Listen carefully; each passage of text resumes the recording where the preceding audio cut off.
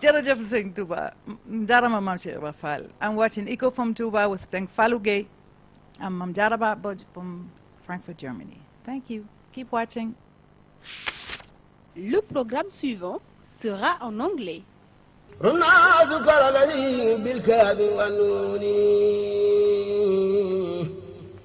ما شاء يفعل من بعد ومكنون ربنا سكر الذي بالكاف والنون ما شاء يفعل من بعد ومكنون. Le programme suivant sera en anglais. ربنا سكر الذي بالكاف والنون. Alhamdulillah, assalamu alaikum wa rahmatullah. Rabbi shrah li sadri wa yassir li amri wa hlul uqdatan min lisani yafqahu qawli. Saddid lisani nawir janani safi amani wa zid barai. Viewers from all over the world, once again welcome to the program Echo from TOUBA. Happening again here on Lampfal TV every Wednesday at 4 o'clock. We'll take our time first to say Ramadan Mubarak to all the Muslims from Senegal and around the world, and also to the Murid community. Definitely some Muslims started yesterday, but right here in Senegal we started today, Tuesday, our first day in this beautiful month of Ramadan. In the month, we know a lot of events happen in the community, in our cities also, very vibrant in terms of spirituality. There's the famous Fulkul Mashoun happening right now in Jurbel area. Jurbel, that's where Shah Ahmad Bamba lived 15 years, I believe, before he passed away and was brought to TOUBA. Fulkul Mashoun, that was done, that's some lectures, Hasidah lectures, done by very nice vocal disciples during Sheikh Ahmad Bamba times, but also by Sheikh Bashir Mbaki and the very famous Serigne Diop, Muhammadul Lamin Diop Dagana. And also in Darul Muhti, there's Al-Wafa also showing up the knowledge, the wide knowledge inside the Murid community, having a guest almost every day.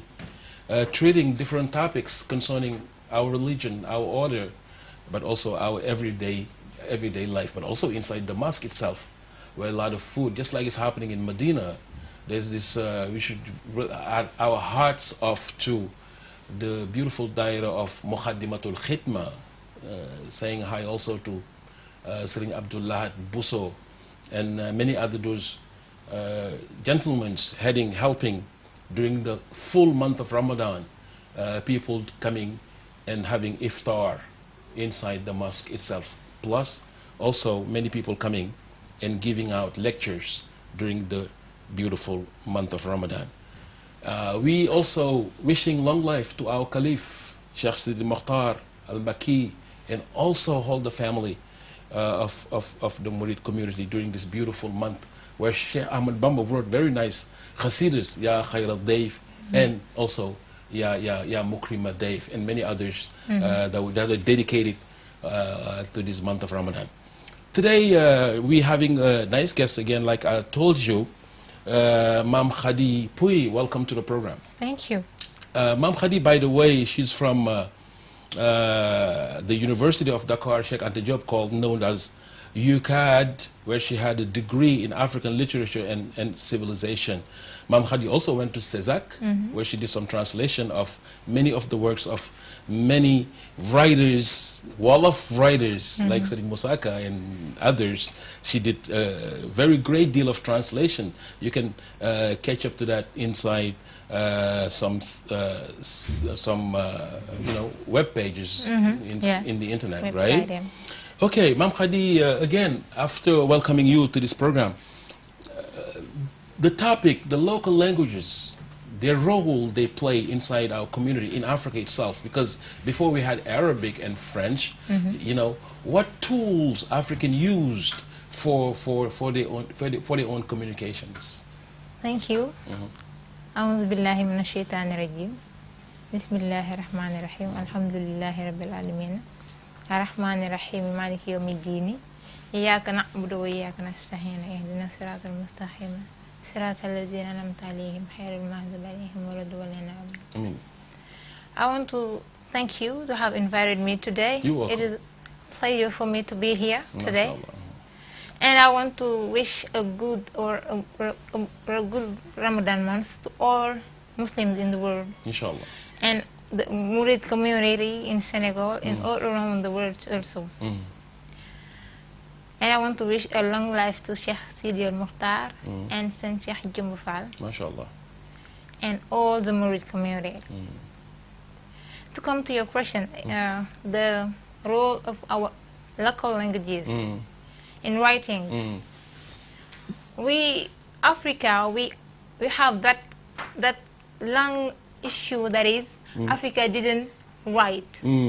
It is a false, I would say, a false statement. Yeah, statement that the colonizers want to defend until now. But it is false. Here today, I have come with some scripts our ancestors, our African ancestors had used to write. The ajami or the scripts or the images. Images, right. Yeah. They had begin to write before, because they had their own civilization. They had their own writings. They had their own literature.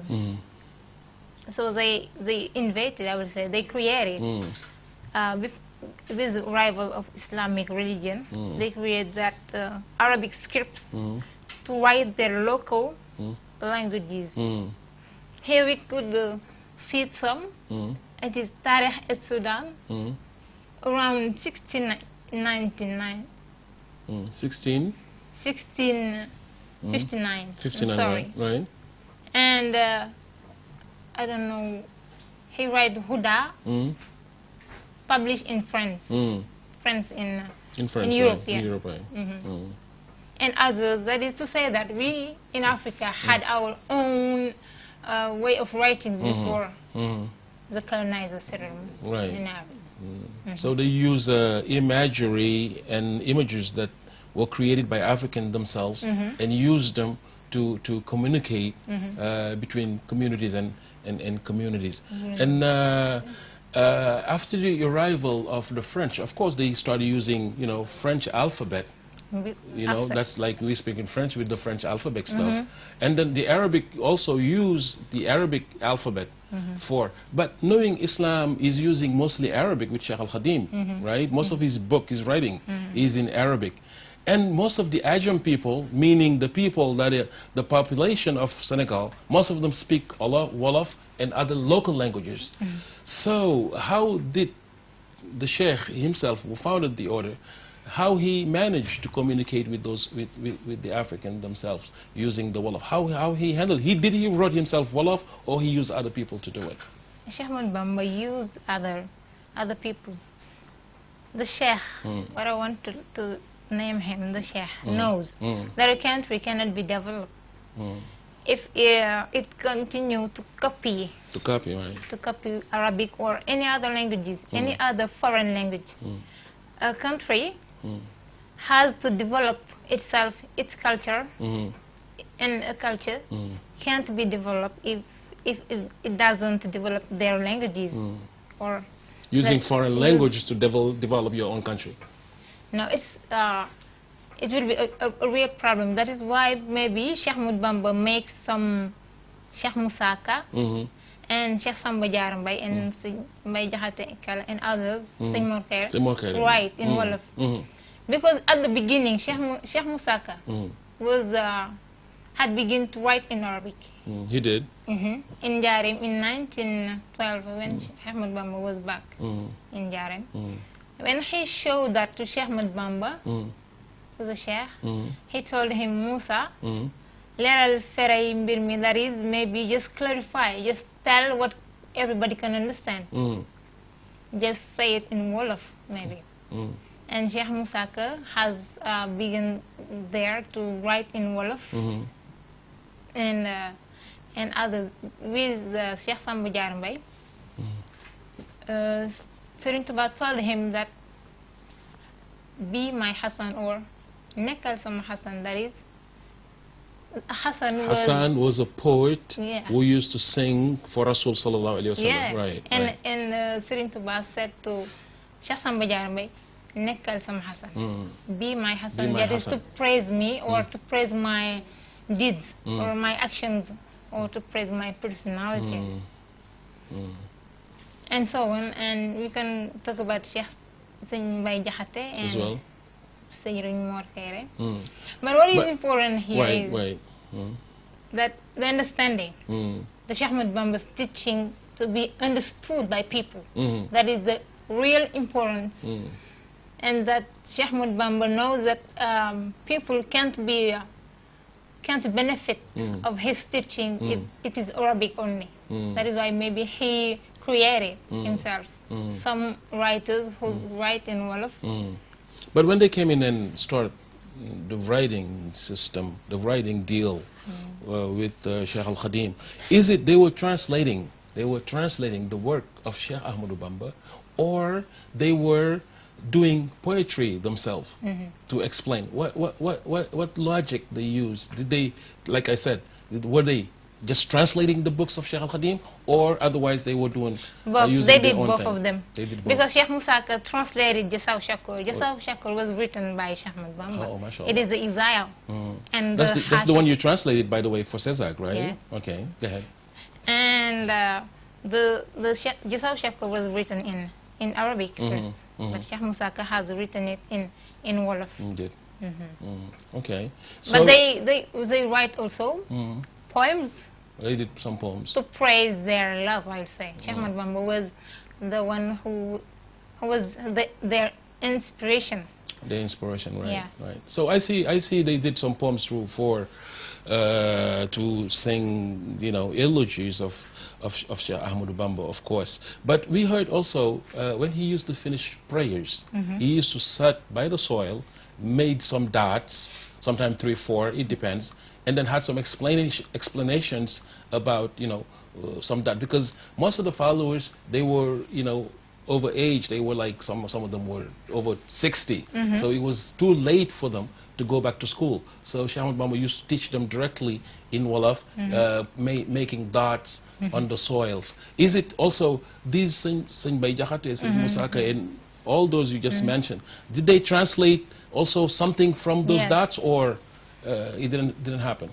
Yeah, I think that it is the point, that point that Serigne Mbaye Jaxate did with his poem, because Serigne Mbaye Jaxate is more a teacher. He gave lessons to how to be a good disciple. How to be a good murid. How to live peaceful in life. And Cheikh Ahmadou Bamba says about Serigne Mbaye Jaxate, Serigne Mbaye Jaxate sama làmmiñ lay waxe. It is using me, my tongue. It is me who is speaking through Serigne Cheikh Mbaye Jaxate's teaching. So you have to follow you as murid.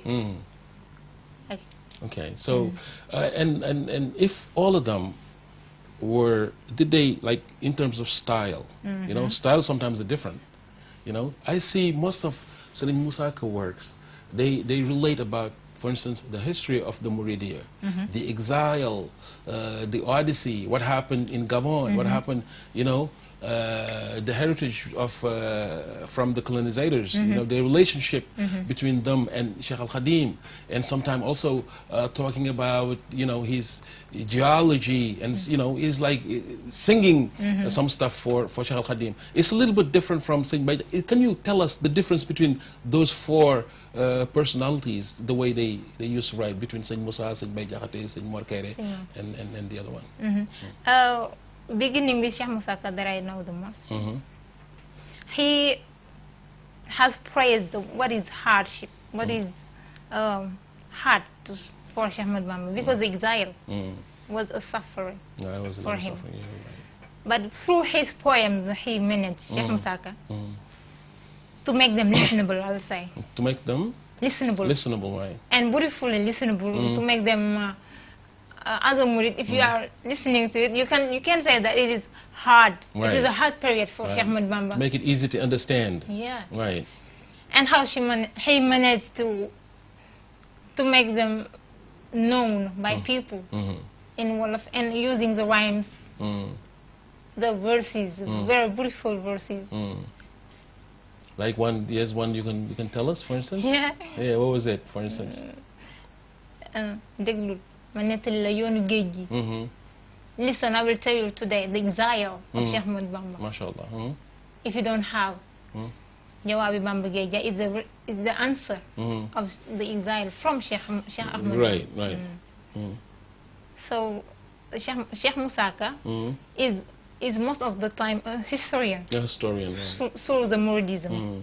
He can tell what happened and the circumstances that he was exiled with the French, with the colonizers, I would say, and how they decided to make him to the exile. Right.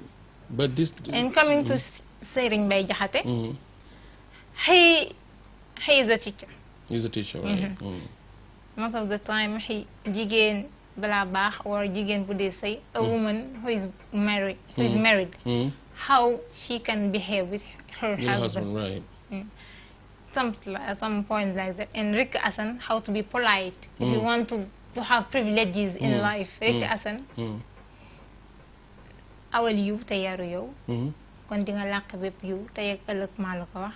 That is, if you are polite as a child or as a person, you can have privileges in life. And Serigne Mor Kairé, him, most of the time he described the wars, the hardships. Yeah, the hardships. But he had written about the Prophet wars. Yeah. Okay. The Badr War and the Uhud. Still a historian. Yeah, historian also. But he most of the time related Islamic happenings. Events, right? Events. And now when he knew Sheikh Ahmad Bamba, he has written in Wolof. Sheikh Musaka also wrote something nice about the Prophet. What was the title of that book again? Yasin. Yasin. Right? That's also related to the Prophet life and biography, right? So Sheikh Musaka did that? Yeah. Okay. Sheikh Musaka also did some writing about the Senegalese families, how they are related, how Serigne Touba is related to Hajj Malik Sy, and all of them. They are very, very close in families. Right. And Sheikh Musaka has written a poem dedicated to that, to their families. And okay. Between those, who wrote the most? Who had most writings in their record? Is it Sheikh Musaka? Which one of those fabulous writers wrote more in Wolof for the community? Who has wrote more? I can't say who is the most. Like in terms of history, when you went to those writings, what did you saw? You saw more writings of Serigne Mbaye Diakhaté, or I saw more writings of Sheikh Musaka. Sheikh Musaka. At Ifan, when you go there. Okay. You can find some. You have archives of those writings in Ifan, right? In Wolofat. Yeah. Ifan means an institute of but African Serigne Mbaye instruments Diakhaté in also. Dakar. Serigne Mbaye Diakhaté also, you can find some writings of him over there in Ifan. Serigne Mbaye Diakhaté and Sheikh Musaka, but now Serigne Mor Kairé and the other. Okay. So using Arabic, because there's schools now, madrasas, of course, in Senegal, people still learning Arabic, and some of them speaking fluently Arabic. But still, is it they're using Wolof and these writing inside the the learning system of the Murid community? Are they still using these writing of those people, or not anymore? At the schools in TOUBA. At TOUBA, yeah, but now at the university, now in our classes, and it is a pity really, because these writings are very, very beneficial, very valuable for a country. Absolutely. So we have to see them and vulgarize them and make them people know them. That is a real pity. I can't understand why we can't develop the writings. I can't understand. Because it's very useful right now, you know, with what's happening. Kids will need them. You know, there's lessons to be taught. There's a lot to learn about life. And you need a guide. Our history. People need to explain you what Sheikh Ahmed Bamba did, what some events that happened, like you said, before in the community between Sheikh al-Khadim and the oppressors. And these were witnesses. They were immediate witnesses who saw what happened, who can explain them. And also we can I think, imagine that, and no, Serigne Touba is a mujaddid. He came in to you know, kindle again the light of Rasul Sallallahu Alaihi Wasallam. And he did very well. Using these people again, these disciples to translate his work. And the work of Sheikh al-Khadim, that's the work of Rasulullah, which is divided in three, you know, three parts. It is Iman, Islam, and Ihsan. So you got more of the writers who came in to explain the Ihsan, how the people should do, you know, to meet Allah subhanahu wa ta'ala. And I can range, if you want, Sayyid Bay Jakhati to that area, because most of his writing pushes you. He's very emotional, pushes you to, you know, to practice, pushes you to, you know, to want to be better. To be better. And that really is related, I think, to Ihsan. And like you said, others were very historical. So today, if you suggest the order to do something about this heritage, this legacy, what will you say to, you know, the murid, you know, to do in order to... I will address my message to the president first. Because I have written a letter to him. You did? Suggesting to include them in classes. In classes, right. I'm on it, and I wish that it will succeed. Just to say that Sheikh Ahmed Bamba was sent in Africa. He was sent in Senegal. And someone who is sent in a community has to talk with that people of that community, with the language they understand. They understand, right. Because lamiñu Musa tax tawreet saf xorom te lamiñu Isa tax injil dib cëram, right. Zabura daxoon Daawuda lamiñ ba mel ni lem, right. That is our languages. Or can you translate that? Yeah. I have tried, because I don't like the translation. It's not very right. Yeah, but approximatively people will understand what happened. Musa's language made Torah important. Musa's language made Torah important. Isa's language made the Bible his heritage. And Zabur made Dawda's language beautiful. That is what I might I mean, it's the basic thing. For a community, for them to understand, you have to talk to them through their own, like me, language. I never went to Dara. I don't understand Arabic. But people like me are numerous here in Senegal. So they had to know about Sheikh Ahmed Bamba. Right. And he developed those writers who defend their own languages, being Muslim, being a good murid, without quitting or without lefting your own culture, without leaving your own culture. Right. And there's another sense of really understanding the dimension of Sheikh Ahmed Bamba, being African, you know. In his valuable book, he even said, you know, protecting the African, you know, if you can say the black color. He said, because of my state of being, don't get away from my writing. So he never forgot who he is, his Africanity, and he could have come and just say, okay, this is Arabic, this is the language, this is the way you gotta go, you're gonna learn everything in Arabic, but he didn't do that, using seriously Serigne Moussa and others, for others to, and you can go to TOUBA before, go to Njarem and all these locality of Murids. You'll find some people around who never learned anything in Arabic and became excellent. They excel in Islam by using these beautiful local languages. Like you said, also I don't think it's the government. I don't know if you can tell them, you can blame them. I don't think so, because you know, the community should start by itself. You know, like we said in our last program, there's darus, there's schools that you know the order open. We could have taken a sample of each of these writers and put it, incorporate it inside the educational system that we build ourselves in our own community, not waiting for others to do it for us, because they're not going to come and do it for us, because this order, what is related to the order is related to us, only us. It doesn't, you know, the other people don't have, other people were not murid and were not part of the community, really, that's not their program.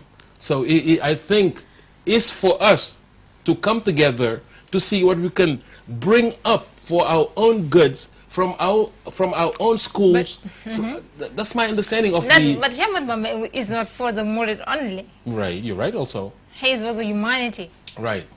In my own view. And teaching his life, like Sheikh Musaka did, right, or Sheikh Samba Diarra or others, it is just a benefit, or it is a valuable life to be shown. Right. It is a winning life. Because Ahmad Bamba was a resistant. Gandhi was a resistant. But Ahmad Bamba has won his battle. That is to be known, that is to be vulgarized, that is to be taught in classes, not because we are murid or we are... we're going to take some break a little bit because of praying time. We're going to go for the Adhan. I mean, I should just mention that Muhammad Ali, back in the 80s, you know, he came, visited our beautiful city with a nice attitude. You know, he visited a lot of cities, but since he came to us, to Senegal, and visited TOUBA, he must have learned something about our great Sheikh Ahmadou Bamba. So, and he converted to Islam in very difficult. I believe in a past or two program, I even mentioned his relationship when he was doing a fight over in Zaire with George Foreman, I believe, and we prayed for him in TOUBA because we know we felt the hardship he was going through by being a Muslim, how he was really hated, if it's not too strong as a word, but how he was difficult time he had because he changed his name from Cassius Clay to Muhammad Ali. If he used to beat someone, the people he was fighting with used to tell him Cassius Clay, and he get really mad and hit them until they said Muhammad Ali, and he never went away from this beautiful religion. He traveled all over the world to spread peace, to spread the beautiful message which is Islam to the world. So in TOUBA, we're taking our time today. You know, he's in our thought to just tell him rest in peace, champ. So we're going to be back in this program, and again, having Mame Khady with a nice topic, local language, because we cannot separate. Islam is a message. But we African living in Senegal, having our own language, and sometimes it's so hard because we have to be brought up with our local Wolof, or if you took Alpolar, if you Serer, if you other languages, and if you're brought up with those languages, you come to just acquainted with them. You go to school to learn French, and if it's Gambia and other countries, you start learning English, and then later on, you're a Muslim. You have to be learning Arabic. Isn't that too heavy as a whole to an African child? It is very heavy for a child to teach him a foreign language. Different three languages at the same time. You have to, you know, on your upbringing, you have to learn the Wolof or the other local language, and then you got to go learn French, and then later on Arabic. Isn't it a program that really need to be developed to be easy for a child mind to learn? A child mind can develop many languages. It is demonstrated by linguists that a child mind can have many at the same time many languages and speak them. But as far as he grow up or they grow up, they will leave some languages for one. And here. What I want to say to the child that he's raised in Wolof and who want to know about Islamic religion. It is here an easy way to do it by listening to these poems. Right. Listening to Sheikh Musaka, listening to Sheikh Bay Jakhate, he's more a teacher. Listening to Sheikh Samba Diarra who said about the Sheikh's secrets. Most of the time he said the Sheikh's secret because he has written bindu turam may na ma xel tuddu turam may na ma xol sirub turam may na ma lol duma ko wax xol ko xam. That is, writing his name, the Sheikh's name, provides me knowledge. Knowledge, right. And saying his name provides me great heart, a pure heart. A pure heart. And his name secrets provide me something I will never deliver. MashaAllah. That is just to say that Sheikh Ahmad Bamba is the key for our Islamic religion to be understood and to really live as a Muslim peacefully in life and die and go to paradise, simply.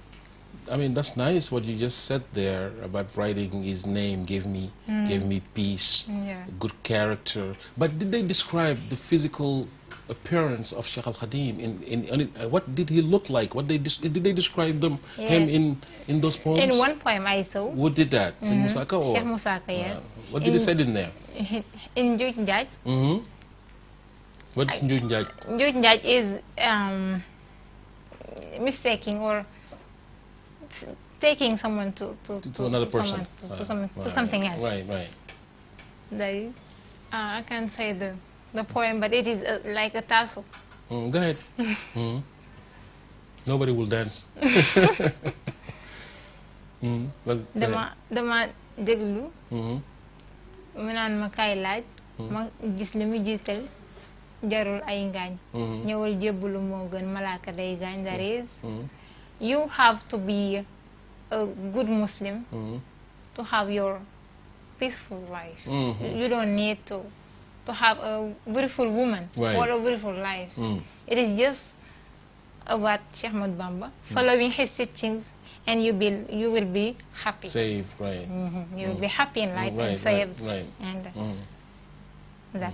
And in Junjaj, he described physically the Sheikh. Physical, characters of the Sheikh. Yeah, he said that he was very slim. The Sheikh was slim, right? Yeah, with the cheeks that were slim because of the ablution he was used to do. The wudu he used to do, right? And he was not very black, not very white, at the middle. In the middle. In the middle, yeah. And he was not very long, not very tall also. He's in the middle. Yeah. What a beautiful Sheikh, huh? And who wrote that? Sheikh Musaka? Sheikh Musaka. Okay. Did Sheikh Samba Diarra did the same as well? No, Sheikh Samba Diarra not physically, but morally maybe.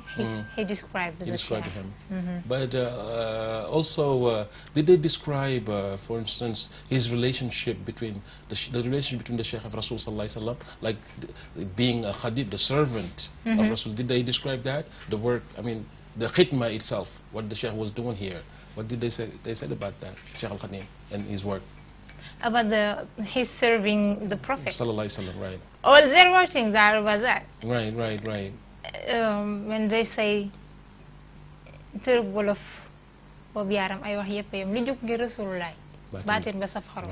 Right. That is, the Sheikh is the Prophet's worker, the Prophet's server. So that is, the most important here is not the Arabic said by the Prophet or the Wolof or English. What is important is the Prophet himself. The Prophet himself, right.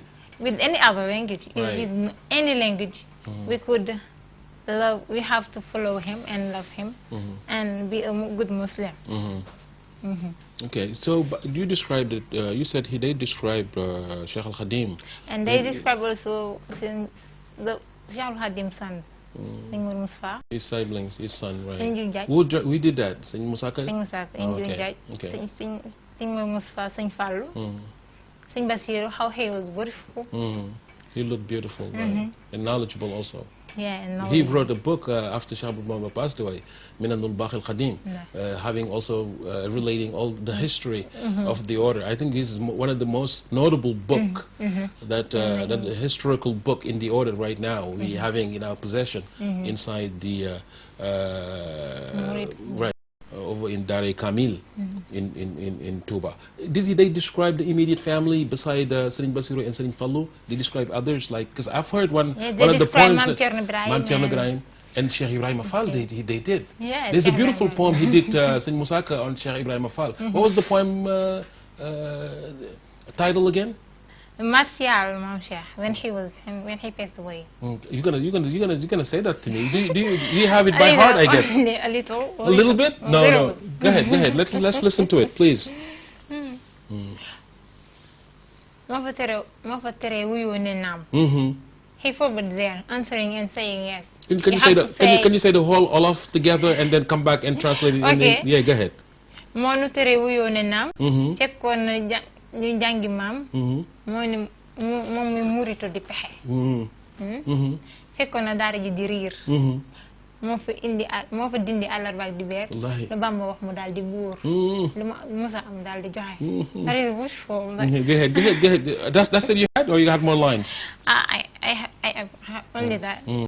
Okay. I mean, I recommend that poem. It's really a beautiful poem that shows. I can give it to you. Because you know the respect in certain poems, how they respect the verses. Right. It is a rhyme. It is something very beautiful to listen first. Because when I was a child, it was about listening Harnabi. I didn't understand. I was listening. By the way, you didn't translate that yet. Okay. Yeah, go ahead. And he forbade answering and saying yes. You have to say Mbake when you are called. Mame Cheikh Ibrahima Fall taught the disciple to answer by Mbake instead of Naam and Labek. Instead of, Go ahead, He found us learning from, he was a master. He was trying and creating new ways to follow the Sheikh. He found the Dara noisy. He forbade there Wednesday and Sunday resting days. There were some resting days that you have to be at home, not coming to the Dara and work. He forbade that. Yeah, we used to have, that used to be Wednesday. Yeah, Wednesday. Wednesday used to stay home. Okay. And or they used, you know, before the Sheikh come in, everybody had a couple of days for yourself. You're going to go to work, and other days you're going to work for the one who's guiding you. But he forbade that. He forbid everything that looks like that when he came to Cheikh Khady. Whatever Bamba said is executed by him. All he possesses is for Bamba. That's a beautiful poem. That is very, very so there's a lot of them that looks like those poems that these people write. But do they have a place where all these writings are gathered in Touba right now? Because if you go to Dar Kamil, you see the books, for instance, of the Sheikh, the writings, you know, handwritings of Quran that was done by the Sheikh and also his sons and grandsons. But do they have in that some shelves over there that are reserved exclusively? Do they have that? They have the Wolofal there at Dar Kamil, but not all the Wolofal writings. Just some. We have some here in Ifa, some there, and some. When I visited the Musaka's family, I found there some. Oh, you went there? Yeah, I went there in 2013. Okay. I went there. I think you right now you should play a big role in terms of your dairas, the groups you having in the schools, in the streets, in the neighborhoods, like the Murid community, the Murid brotherhood. You getting together like this, and have all these poems along with the Sheikh's writing, and learn it, self-learn it. I mean, inside right. And if you understand that, like, you know, many of these poems, you can teach it to other people as well. They'll keep the legacy living, to my belief. I'm trying to do that. Okay. But at your school, at your university, there's no teaching of... No teaching. When I have chosen to write on Sheikh Moussaka, I didn't know that. You chose it to do that. To do what? The writing at the university? Yeah, at university. On your master? Yeah, on my master, yeah. I didn't know that my professor will agree with that. with that subject because it was What's the topic you wrote about in your master? culture and education. Culture, and you choose Serigne Moussaka. Yeah, Oh, his wow. writings. Wow, that's beautiful. Harn bi jasa shakor gid and jeriji. Juj njay some other please. Well, alhamdulillah. Are we in Ramadan? We're gonna just close that chapter and talk a little about Ramadan right now too, because our time is almost up right now. Beautiful month where the Sheikh sung all these beautiful songs for this beautiful month, and between right now the Baifal community bringing you a Yaifal, by the way, right? I'm Baifal, yes. Right, bringing you go into those iftar, you sending all these foods to the community, right? What part of the Baifal family you belong to? Serigne Moda Minta Fall. Yesterday was the first day you brought all the food over there, right? Okay, that was a legacy from Mame Cheikh Ibrahima Fall, because he never, every day from where he used to live in Jarem area, in what do you call him, Kershech? He used to bring every day, not stepping one day, every day, all the iftar food was in charge of Cheikh Ibrahima Fall, who brought it every day through in Cheikh Ahmad Bamba house, and that is perpetrated by the Baifal community until now. They all gathering money, getting all the food and sending it to them. What do you have to say about Ramadan and the system? I want to greet Sheikh Fall. Modaminta Fall, right, family, right. Mustafa Modaminta and Saint Fall Modaminta, and I wish a long life for them and all the community, all the Baifal in all families. That is a privilege, I will say, that Cheikh Ahmad Bamba gave to Mame Cheikh Ibrahima Fall to do that digal or that order. It is like a dream or something you can't explain. That this is just a great privilege to cook for the greatest family, I would say, in Senegal. To cook for Cheikh Sidi Mokhtar and the descendants of Cheikh Ahmad Bamba. It is a great secret there, and a great I can't find word to say that. Right. I'm just thanking the Thanksgiving. But if you sums up the life of a Baifal as a Yaifal, I'm not going to let this opportunity go away from me. If you sum up the life of a Baifal, what would you tell us? What is the sum following the Cheikh's teaching, doing the Sheikh what he wants us to do, following the Sheikh's teaching is our religion. Okay, mashallah. Well, that's nice words. We're going to take it as a last word. That was beautiful. In Ramadan Mubarak to everybody once again. Long life to the Khalif, Sheikh Sidi Mokhtar, and happy Ramadan to the whole Murid community from Senegal and in the diaspora. Until next time, this is Fallou, your host, Fallou Gaye, your host of Eco from TOUBA. Assalamu alaikum wa rahmatullahi wa barakatuhu. jërëjëfati Serigne Touba jaraw lakke Mame Cheikh Ibrahima Fall.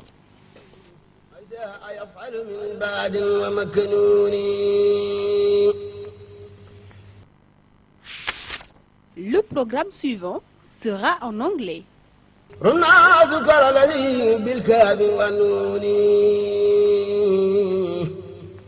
ما شاء يفعل من بعد ومكنوني